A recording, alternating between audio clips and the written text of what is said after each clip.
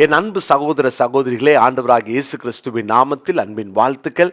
இந்த இன்றைய முத்து பார்க்குற உங்கள் எல்லாருக்கும் ஒரு சிறிய வேண்டுகோளை நான் வைக்கிறேன். நம்முடைய விங்ஸ் ஆஃப் விக்ட்ரி என்ற இந்த சமூக அறக்கட்டளை மூலமாக நிறைய பணிகளை நாம் செய்து கொண்டிருக்கிறோம். இதில் நம்ம இலவசமான டயாலிசிஸ் சென்டர் நடத்துகிறோம். இலவச ஆம்புலன்ஸ் சர்வீஸ் நடைபெற்று கொண்டிருக்கிறது. டயாலிசிஸ் பண்ணுகிற பேஷண்ட்டுடைய ஃபேமிலிக்கு இன்னும் கொஞ்சம் கஷ்டப்படுகிற சகோதரிகளுக்கு வாழ்வாதாரத்துக்காக வாழ்வாதார மையமும் நம்ம நடத்திட்டுருக்குறோம். அது மாத்திரமல்ல, அநேக கஷ்டப்பட்ட பிள்ளைங்க, உண்மையில் அண்டர் ப்ரிவிலேஜாக இருக்கிற பிள்ளைங்களுக்கு நம்ம ஐஏஎஸ் அகாடமியும் நடத்துகிறோம். பிரியமானவர்களே, ஒவ்வொரு மாதமும் கிட்டத்தட்ட இந்த காரியத்துக்காக மாத்திரம் நமக்கு எப்படியும் ஒரு 4லேருந்து 5 லட்சம் ரூபாய் ஒரு மாதத்திற்கு செலவாகிறது. இந்த ப்ரோக்ராமை பார்க்குற உங்களிடத்தில் ஒரு அன்பு வேண்டுகோளை நான் வைக்கிறேன்.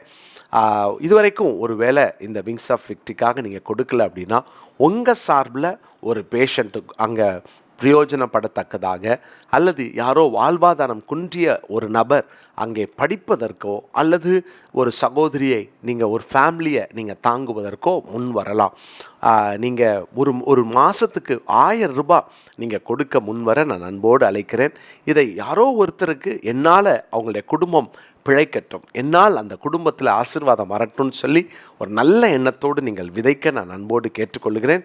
ஸ்க்ரீனில் பார்க்குற இந்த நம்பரை நீங்கள் குறித்து கொள்ளுங்கள், இந்த அக்கௌண்ட் நம்பரை நீங்கள் குறித்து கொள்ளுங்கள். இல்லைனா நீங்கள் இப்போ பார்க்குற இந்த வாட்ஸ்அப் நம்பரில் நீங்கள் கேட்டிங்க அப்படின்னா அதற்கான தகவல்களையும் நாங்கள் கொடுப்போம். இந்த மாதத்துலேருந்து அன்போடு நான் கேட்டுக்கொள்ளுகிறேன். ஏன்னா இது ஒரு பெரிய சேலஞ்சாக இருக்கிறதுனால, ஒருவேளை இந்த ப்ரோக்ராமை பார்க்குற நீங்கள் ஒரு சின்ன ஒரு டோக்கன் ஆஃப் லவ், ஒரு அன்பின் அடையாளமாக, நீங்கள் தேவன் உங்களுக்கு செய்த நன்மைகளுக்கு அடையாளமாக நீங்கள் யாரோ ஒரு குடும்பத்துக்கு ஒரு மாதம் ஒரு 1000 ரூபாய் நீங்கள் கொடுத்து உதவினால் நன்றாக இருக்கும். அன்போடு கூட கேட்டுக்கொள்கிறேன். கர்த்தர் உங்களை ஆசீர்வதிப்பார். சிறுமைப்பட்டவர்கள் மேல் சிந்தை உள்ளவர்கள் பாக்கியவான்கள் என்று வேதத்தில் வாசிக்கிறோம். கர்த்தர் நிச்சயமாய் எல்லா தீங்குக்கும் உங்களை விலக்கி காப்பாராக. God bless you.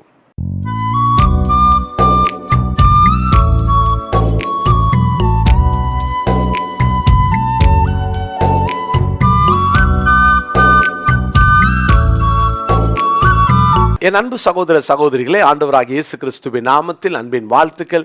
இன்றைய முத்து எனும் இந்த சிறிய தியானத்தின் மூலமாய் மறுபடியும் உங்களை சந்திக்க தேவன் தந்த கிருபைக்காய் கர்த்தரை ஸ்தோத்தரிக்கிறேன்.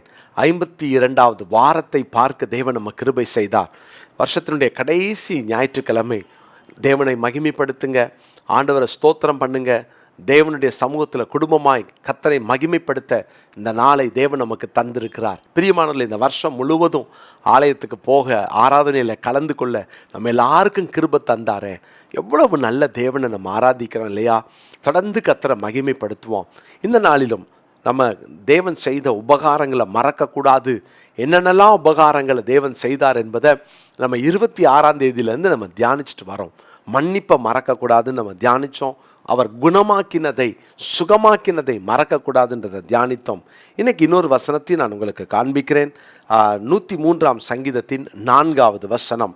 உன் பிராணனை அழிவுக்கு விலக்கி மீட்டு உன்னை கிருபையினாலும் இரக்கங்களினாலும் முடிசூட்டி.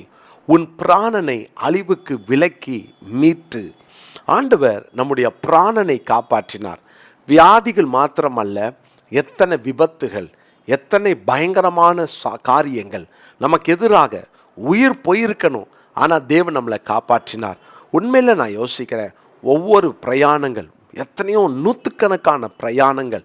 சில நேரம் இந்த வருஷத்தில் மே மாதத்துலலாம் பார்த்திங்கன்னா கிட்டத்தட்ட 3800 கிலோமீட்டர் காரில் கார்கில்லேருந்து ஜார்க்கண்ட் வரைக்கும், தொடர்ந்து டாடா நகர் வரைக்கும் நாங்கள் தொடர்ந்து காரில் ட்ராவல் பண்ணோம். எவ்வளவு பிரயாணங்கள். அந்த கார்கில் மலையிலேருந்து இறங்குற டைமில் அங்கே ஒரு மிஷினரிகளை சந்தித்து ஜெபம் பண்ணிட்டு நாங்கள் திரும்பி வர வழியில் பார்த்திங்கன்னா அந்த பாதை ஒரு கார் தான் போகலாம். அந்த மாதிரி கொஞ்சம் தப்புனா அவ்வளவுதான், அந்த அந்த ரோடை விட்டு இறங்குனா அவ்வளோதான். அது அவ்வளவு பயங்கரமான ஒரு ஆழமான படுகுழி, அதால் பாதாளமாக இருந்துச்சு. அதிலேருந்தெல்லாம் கர்த்தர் எவ்வளோ அற்புதமாக காப்பாற்றினார். யோசித்து பார்த்தேன். நாங்கள் வந்ததுக்கப்புறம் ஒரு வாரத்துக்கு கழித்து பார்த்தா அதே ரூட்டில் ஒரு டூரிஸ்ட் வேன் கவிழ்ந்து ஒரு 20 பேர் மறிச்சிட்டாங்க. தொடர்ந்து அதுக்கப்புறம் தான் நான் பார்க்குறேன், அதில் அந்த ரோட்டில் ஆக்சிடெண்ட் ஆகாத அல்லது மரணம் ஏற்படாத நாளே கிடையாது. சில ஏரியாவுக்கு போகும்போது சொல்லுவாங்க, இந்த இடத்துல ஒவ்வொரு முறையும் விபத்து நடக்கும். நம்முடைய பிராணனை அழிவுக்கு விலக்கி மீட்டார். அது மாத்திரமல்ல, எத்தனை நேரங்களில் எத்தனை விதமான பிரச்சனைகளிலிருந்து நம்மை மீட்டெடுத்தார். இதுக்கு மேலே பிழைக்க வாய்ப்பில்லை. இந்த மாதிரி சூழ்நிலையிலிருந்தெல்லாம் தேவன் நம்மளை மீட்டெடுத்திருக்கிறார். நம்முடைய பிராணனை அழிவுக்கு விலக்கி மீட்டார். எவ்வளோ ஒரு அற்புதமான தேவன்! நம்ம நன்றி சொல்லாமல் இருக்கவே முடியாது. துதிச்சுக்கிட்டே இருங்க, ஸ்தோத்திரம் பண்ணிக்கிட்டே இருங்க.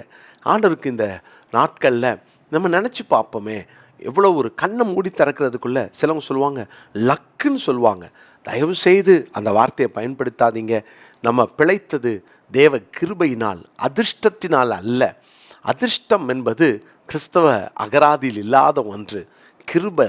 தேவன் நம்மளை காப்பாற்றினார், பிராணனை அழிவுக்கு விலக்கி மீட்டார். 68ஆம் சங்கீதம் 19வது வசனத்தை நான் வாசிக்கிறேன். சங்கீதம் 68:19. என்னாலும் ஆண்டவருக்கு ஸ்தோத்திரம் உண்டாவதாக, நம்மேல் பாரம் சுமத்தாதினால் நம்மை ரட்சிக்கிற தேவன் அவரே. நம்மை ரட்சிக்கிற தேவன் அவரே. நம்மளை நிறைய விஷயத்துலேருந்து மீட்டார். மீட்பை மறக்காதீங்க. அதுதான் இந்த நாளினுடைய தலைப்பு. மீட்பை மறவாதே. பிராணனை மீட்டார் இல்லையா? நம்மளை பெரிய பாரம், பெரிய பிரச்சனை, பெரிய போராட்டம், இதிலேருந்தெல்லாம் மீட்டிருப்பார். ஆச்சரியமாக மீட்டிருப்பார். அதிலிருந்து நம்மளை காப்பாற்றினார். அதான் இன்னொரு அர்த்தம். நம்மளை காப்பாற்றின தேவன் அவர். பிரியமானவர்களே, பயங்கரமான எதிர்ப்புகள், போராட்டங்கள், பார்வோன் சேனை, செங்கடல் மீட்டார். தேவன் நம்மளை எத்தனை இடத்துல இருந்து நம்மளை மீட்டு வெளியே கொண்டாந்தார் இல்லையா? பிரச்சனை பெருசாக இருக்குமோ, இது பயங்கரமான பிரச்சனை ஆகிடுமோ அப்படின்னு நம்ம நினச்சிருப்போம். ஒன்றுமே இல்லாமல் தேவன் நம்மளை மீட்டார். கர்த்தருடைய பிள்ளைகளே, ஏசாயா 43ஆம் அதிகாரத்தின் முதல் வசனத்தை நான் வாசிக்கிறேன். ஏசாயா 43:1. இப்போதும் யாக்கோபே, உன்னை சிருஷ்டித்தவரும் இஸ்ரவேலே உன்னை உருவாக்கினவருமாகிய கர்த்தர் சொல்லுகிறதாவது, பயப்படாதே, உன்னை மீட்டு கொண்டேன், உன்னை பெயர் சொல்லி அழைத்தேன், நீ என்னுடையவன், நான் உன்னை மீட்டு கொண்டேன். ஆமேன். நம்மளை பாவத்திலிருந்து ரட்சித்து மீட்டது அது மிக முக்கியமானது. வியாதியிலிருந்து மீட்டார். நம்முடைய பொல்லாத எதிர் வல்லமைகள், பிசாசின் தந்திரங்கள் இவைகள்லாம் வந்த போதும் தேவன் மீட்டெடுத்தார். நம்மளை மீட்டார். நம்மளை கைவிடவே இல்லை, விட்டு கொடுக்கவே இல்லை. நம்மளை மீட்டார். பிரியமானவர்களே, பெரிய உயிர் சேதங்கள் வந்திருக்கணும், மீட்டார். அதிலிருந்து காப்பாற்றினார். எப்படி காப்பாற்றப்பட்டோம் தெரியாது. ஒவ்வொரு முறையும் எல்லாவற்றுக்காகவும் நன்றி சொல்லுங்கள். நமக்கு ஒரு திடீர்னு ஒரு தும்மல் வருது, நம்மளை மீட்டார். நம்முடைய பிராணனை அழிவுக்கு விலக்கி மீட்டார். பிரியமான கர்த்தருடைய பிள்ளைகளே, யோசித்து பாருங்கள். ஒவ்வொரு முறையும் மீட்கும் போதெல்லாம் நம்ம நன்றி சொல்லியிருக்கிறோமா? காப்பாற்றப்படும் போதெல்லாம் நன்றி சொல்லுங்க. சும்மா ஸ்தோத்திரம் ஸ்தோத்திரம் சொல்லிட்டு போயிருப்போம். வேணால் சர்ச்சில் ஒரு சாட்சி வேணால் சொல்லியிருக்கலாம். ஆனால் நம்ம இந்த நாட்கள் அதிகமாக கர்த்தரை துதிக்கணும்.